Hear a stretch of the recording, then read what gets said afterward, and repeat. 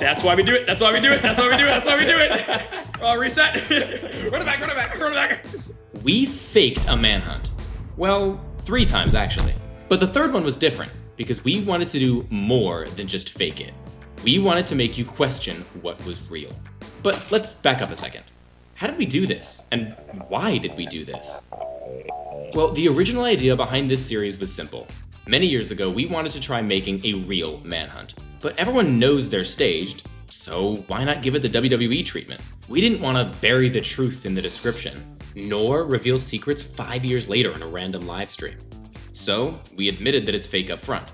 I mean, the clutches are so ridiculous, and we made tons of mistakes, but surely, everyone will understand. Yet it feels more legit than most Minecraft manhunt. This looks like a completely, genuinely real manhunt. This feels less scripted than the script. Bro, I'm confused. Is this actually fake? Sad thing is, this is still more than everything people say it's seems authentic to me. We did not expect our first manhunt to perform as well as it did, and I think the audience wasn't expecting a genuine manhunt video, as the title sounded satirical. In the follow-up video, we explained all of our editing tricks, like hidden cuts and splicing together multiple takes, which meant that by the time we released our second manhunt... Not to be that guy, but the durability on Bread's shield did go up from before. 3 frames lost between falling and bucket clutching. You can see Bread at the ground. Banana's levels go to 0. Visible cut. Banana gains host. That part of this is never changed. My balls are scripted. We focused more on entertainment rather than continuity. So we did ridiculous things like moving a bridge 1 block to the left to make a jump easier, and teleporting the hunter 1,000 blocks between cuts. But it left us with one burning question. What do we do for the finale? It had to be something bigger, better. It had to be different from anything our viewers had seen before. It had to be real. Just like the last one, we premiered the finale on YouTube so that viewers could join in live and watch the conclusion to the series alongside each other. But secretly, we had an ulterior motive. We didn't want viewers skipping to the end. This meant that hundreds of people would simultaneously be watching Banana scream, "Our first ever real manhunt! This is real all along! Let's go! Check the second fucking channel right now!" We then scheduled the raw, unedited footage to upload on our second channel right after the premiere, proving that this video was totally legit. But it totally was not legit. This raw footage is even more carefully edited than the finale itself, and is by no means a real unstaged manhunt. So how did we do it? Well, that's quite the story, so let's take you back to the beginning. The first few seconds are already fake. This seed isn't random. It has been scouted and studied intensely, finding out where every structure is, where every play will happen, and even where iron ore is located. However, the seed is totally legit and unmodified. In previous videos, we'd mess with generation or modified chest loot, but if we were to convince people that this was real, the world had to be untouched. We installed a Manhunt data pack to give me a player tracking compass, whereas in past Manhunts, we just used a command to constantly set the world spawn to Banana. Obviously, the whole intro is planned. Banana punches me from a tree and runs to the edge of the cliff, hitting the most unnecessary double Neo and knocking me off.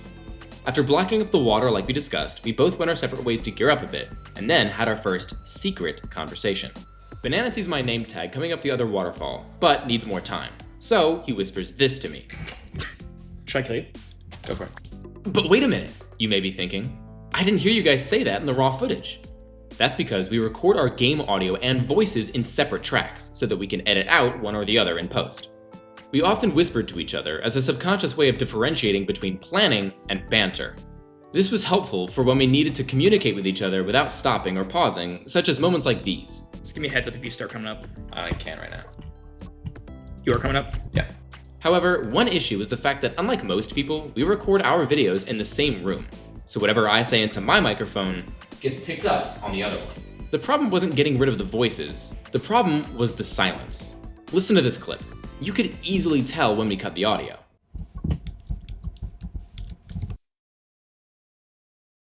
Oh, I see you.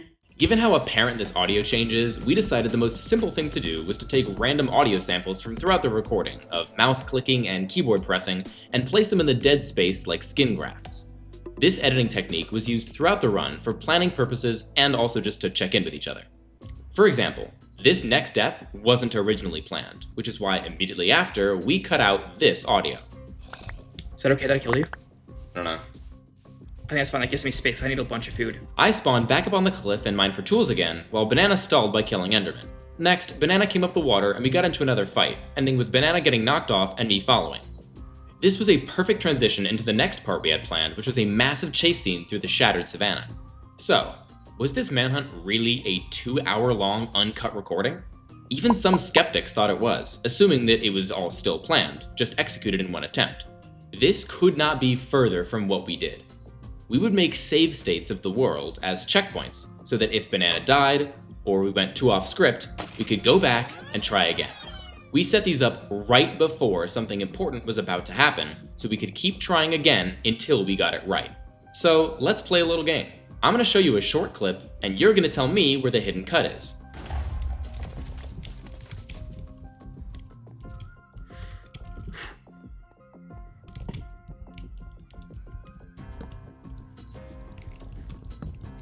Banana!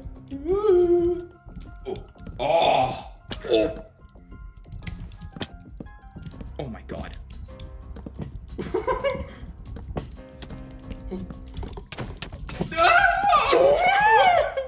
Did you spot the cut? It was when Banana placed down the crafting table. In past manhunts, when we weren't trying at all to hide the fact it was fake, you could sometimes get away with cutting on quick movement. But if we were going to make people believe it was real, it had to be pixel perfect. So we had to use crafting tables, inventory, or any other GUI to hide the cut. So what's actually happening We're gonna pause here. is that Banana is placing down a crafting table, opening it up, Pause. and then pausing for a second. After the world is closed, Banana goes into the saves folder and makes a bunch of copies of the world. Now, if we load back in, we can just keep going right from where we left off. Banana enters the crafting table, does his business there, and then leaves and we continue. And if something goes wrong later in the take, all we do is delete the world and open up another copy and try again from where we left off. This isn't a perfect system though. When you spawn into the world, there are many giveaways. The first one was the Manhunt data pack changing our colors. It automatically fixes our names every time. But that was a simple coding fix. Not me fixing this fool's code because I didn't like the colors. The main giveaways were the chunks loading in, and obviously the chat messages after opening the world to LAN. The workaround for this was simple. Banana opens the world to LAN with cheats, then immediately does the /tick freeze command, so that the world freezes while we get ready to go. Then he does F3C. This generates a command to teleport you exactly where you are currently standing and looking. This allowed for Banana to look around and load back in chunks, then teleport back exactly where he left off. Then he runs the command /tick unfreeze to get the world running, and finally F3D, which clears the chat. Now, if you cut out all that nonsense in between, you're left with a hopefully seamless cut. And then, we just made sure Banana never opened chat to show off the evidence of our crimes, or lack thereof. This logic works perfectly, unless you cut to my footage and show the warning that only pops up when you load into a world. There were a few small mistakes like this throughout the main channel video, and even a few in the raw recording, so we'll be sure to note them when they come up. And great work to any eagle-eyed viewers who spotted some of these discrepancies. We continued our chase through the savannah as planned, and got to a stopping point right before a big moment. While scouting the seed, we found that there was a buried treasure right next to the lava pools, and we knew we wanted to get it. The issue was that the shipwreck at spawn had the map chest blocked off, so we couldn't justify randomly digging for it. Instead, what if we had a creeper uncover it for us? Which, funnily enough, ended up happening to Dream around the same time. Banana used door crafting as a checkpoint before the buried treasure scene, except this time, the process was a bit more involved. After freezing the world, I went into creative and placed down a few creepers near the buried treasure. To give Banana a slightly larger buffer, he jumped directly into the lava with doors and built the portal from below. We had planned on me dying and losing everything later while in the nether, but we worried that would set me back too much. So I hid a chest underground away from Banana and stored a few items for later, namely iron and the TNT from the buried treasure. We also used Banana opening his inventory here as another save state. If you were to watch back the raw recording very carefully, you'd see an obvious editing flaw, that Banana's hunger drops the second the inventory is opened. Of course, this is such a small detail that nobody really noticed. Finally, we make it to the nether. Earlier, our plans were rather loose, only really having a few key moments we had to get right. But from the second Banana steps through the portal and until Banana leaves the fortress, it is extremely calculated. We decided it was best for Banana to use his pearl to teleport halfway to the fortress, so that he had enough time to set up a false lava trap for his escape later. In the fortress, we decided that Banana should go to this spawner, which was hidden in the wall and covered with lava. The other spawner was in the open, and rather boring, so this added a level of difficulty for Banana that kept things more suspenseful.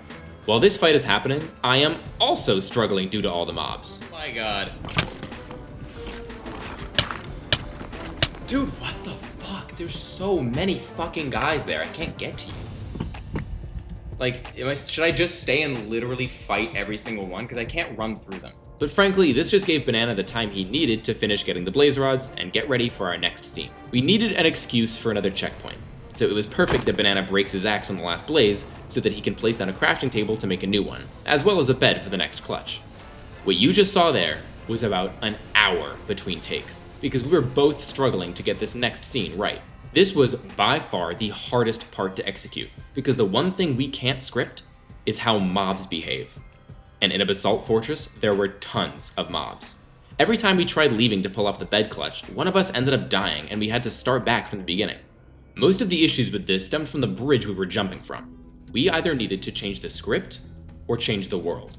To increase the odds of us making it out of the fortress alive, we needed to decrease the number of wither skeletons on the path. The process of saving the world already involves freezing time until we are ready, and in this case, ready meant knocking off a few mobs. So when we unfroze the world, about 50 blocks away, and also off camera, a couple of wither skeletons would be taken out of play. Finally, we were able to navigate our way through and pull off Banana's hidden bed clutch escape. Another flaw in the raw recording was the fact that as Banana is in the crafting table, he regenerates health and loses hunger way faster than you're supposed to. But again, when you tell people it's real and provide what looks like quantifiable evidence, it's a lot easier to just believe. Then we build tension for our bridge fight. We didn't have an exact way this fight was supposed to go, but through trial and error, we figured out what the outcome had to be. We wanted me to be killed and drop the heart of the sea so that Banana could react to the buried treasure from before. But this isn't how it went. Most of the time, it ended with either one of us falling off the bridge, or my inventory spewing into lava. Eventually, we managed to get the fight scene right, and all Banana had to do was pretend to be shocked by the heart of the sea. What the fuck? What? How the fuck do you have this? Finally, we had things the way we wanted and desperately needed an excuse to set a checkpoint. So Banana started crafting his third boat. Killing the hunter in manhunts can often be bad for the video, because a completely naked hunter doesn't really pose a threat to the runner, and gearing up takes too long. This is why we planned on me leaving a chest behind with resources so that when Banana came back through the portal, I would be ready. I used this time to smelt my iron and gather some food, and Banana gathered his ender pearls, and most importantly, soul sand. Surprise, surprise, this is setting something up for later. We had found this bastion when scouting the sea, but in modern versions trading is wildly unreliable, and we didn't feel like downloading another data pack, so we decided it'd be best for the script if Banana only used it for food. While he's been killing the last of the Endermen, I have been setting up a trap for him, which obviously Banana already knows is happening, but has to pretend to discover after seeing blocks come through the portal. Of course, he has no other option in the context of manhunts, so he heads through. This trap wasn't foolproof, and that was obviously by design, but it was good enough that it posed a serious danger that makes Banana look good getting out of. And if you haven't noticed by now, that's kind of what manhunts are all about.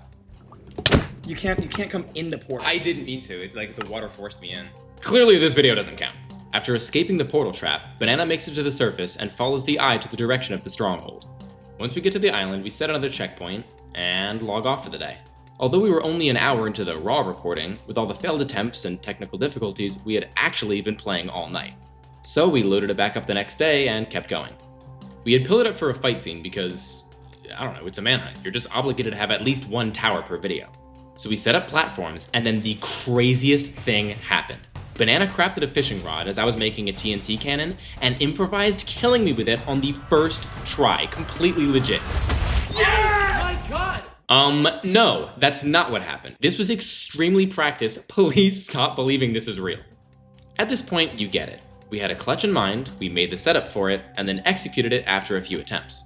Like we said earlier, having the hunter die and lose all their stuff dulls the video. So Banana assumed the stuff got blown up and left everything on the island. Items despawn after 5 minutes, which meant I had to boat back 2,000 blocks. All my stuff just despawned the second I got here. Was that 5 minutes? And then pretend I was surprised my stuff was still there. Let's go, oh my god. This was a bit of a rewrite.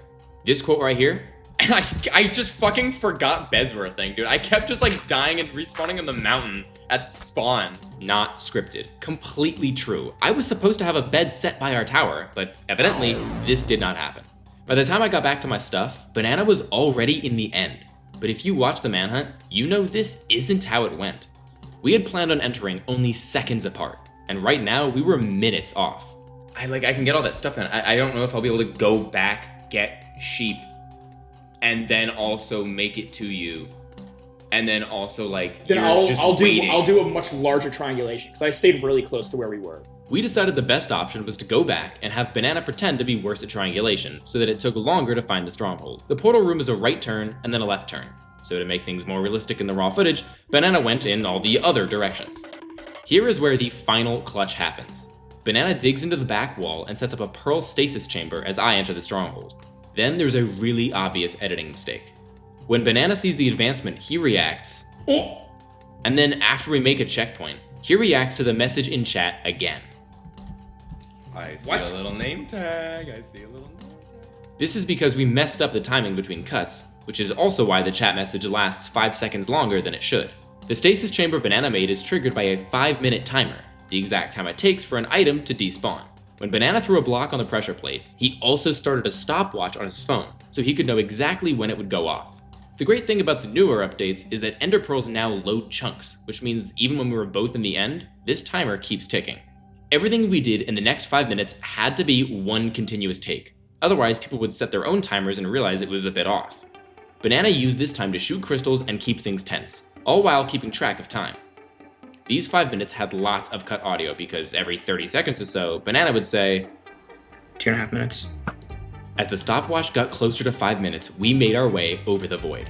In testing, we discovered that at this height, if we jumped at 4 minutes and 55 seconds, it should be exactly enough time for Banana to fall into the void and get teleported back. You already know what this clip looks like, edited with music. What? Oh my god! Wait, come on, you're dead! Come on! And it raw without the music.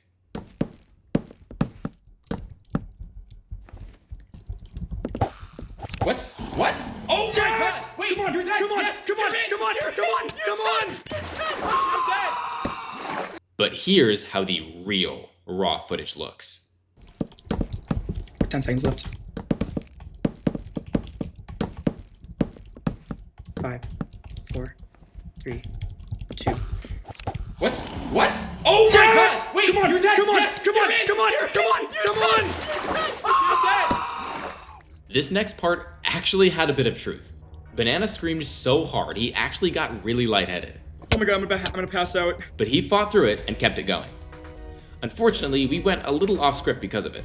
Banana was supposed to take my bed and go back to the end, and I was supposed to run away to the library and craft another. But Banana didn't have too much blood left in his head, so he broke my bed and then just left me there with everything. Luckily, this didn't really matter too much, so we just kept going.